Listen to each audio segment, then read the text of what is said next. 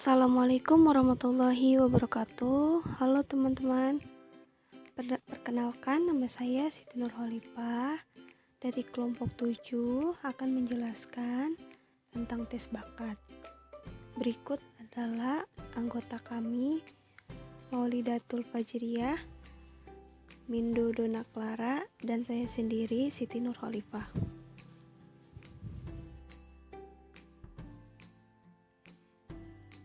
Di sini saya akan menjelaskan sejarah tes bakat.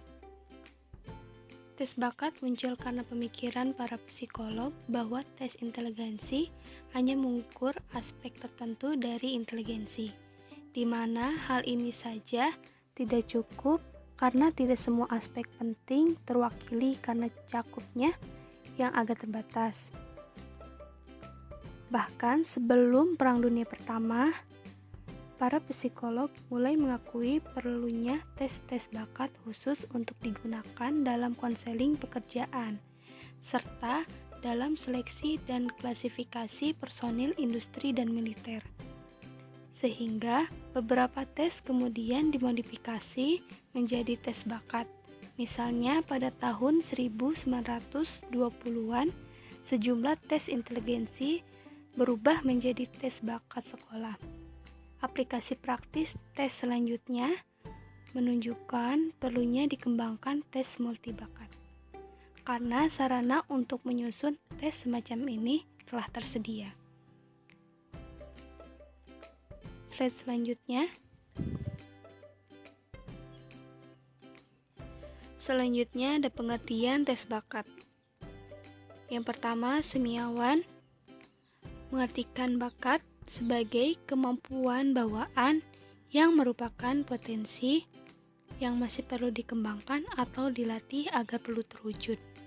Yang kedua, Alex Sobur juga mengartikan bakat sebagai kemampuan alamiah untuk memperoleh pengetahuan atau keterampilan yang relatif bisa bersifat umum, misalnya bakat intelektual umum atau khusus, bakat akademis khusus. Yang ketiga, Warren dalam bukunya yang berjudul Dictionary of Psychology, bahwa bakat aptitude didefinisikan sebagai suatu kondisi atau di posisi-posisi tertentu yang mengejala pada kecakapan seseorang untuk memperoleh dengan melalui latihan suatu atau beberapa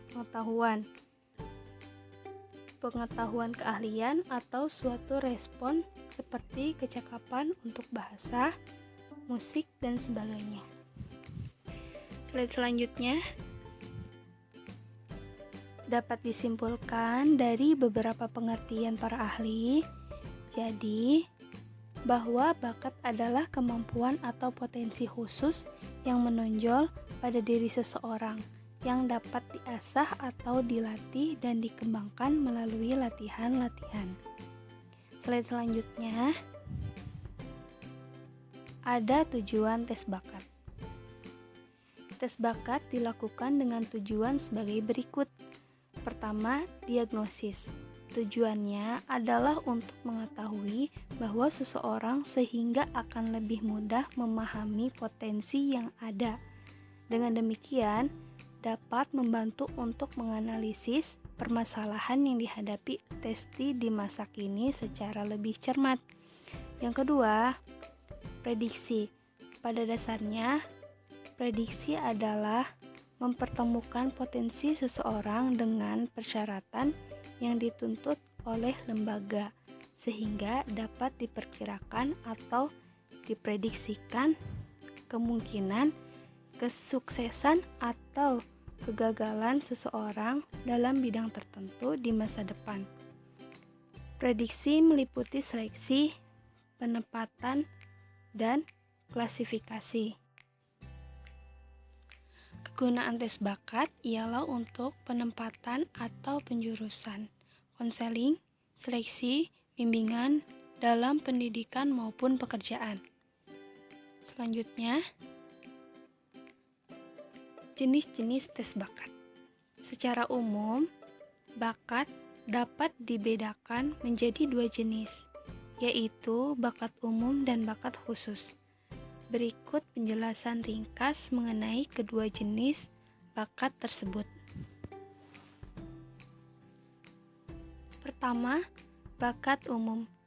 Apakah umum adalah kemampuan berupa potensi dasar di dalam diri seseorang yang sifatnya umum? Dengan kata lain, bakat umum ini dimiliki oleh setiap individu dan menjadi suatu yang lumrah. Yang kedua, bakat khusus. Bakat khusus adalah suatu kemampuan atau potensi khusus yang dimiliki oleh seseorang. Dengan kata lain, tidak semua orang memiliki bakat khusus yang sama antara satu orang dengan orang lain. Selanjutnya, jenis-jenis tes bakat yang telah dikembangkan dan digunakan secara luas dalam dunia pendidikan dan bimbingan dapat diklasifikasikan atas dua klasifikasi, yaitu tes bakat rangkaian, yaitu suatu tes bakat yang mengukur sejumlah bakat tertentu, yang termasuk tes bakat rangkaian antara lain adalah tes-tes bakat sebagai berikut. Yang pertama ada differential aptitude test, yang kedua general aptitude test bakteri, yang ketiga Kraepelin. Selanjutnya tes bakat tunggal, single aptitude test. Yang dimaksud dengan tes bakat tunggal adalah tes bakat yang hanya mengukur satu jenis bakat saja. Yang termasuk tes bakat tunggal adalah yang pertama Bennett Mechanical Compression Test, yang kedua Conner-Finger Dexterity Test, yang ketiga Musical Aptitude Test, yang keempat Horn Art Aptitude Test, yang kelima Minnesota Vocational Test for Clerical Worker. Penggunaan tes bakat dalam program layanan bimbingan dan konseling. Tes bakat banyak digunakan oleh para konselor dan tenaga profesional lainnya untuk mengidentifikasikan. Pertama, kemampuan potensial yang tidak disadari individu.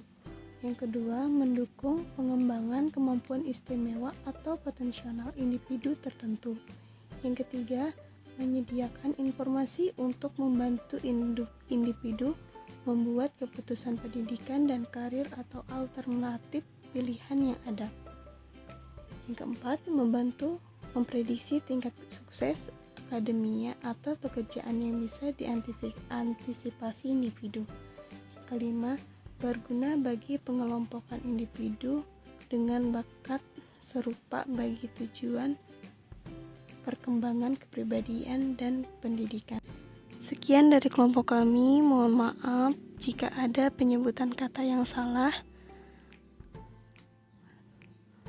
Wassalamualaikum warahmatullahi wabarakatuh.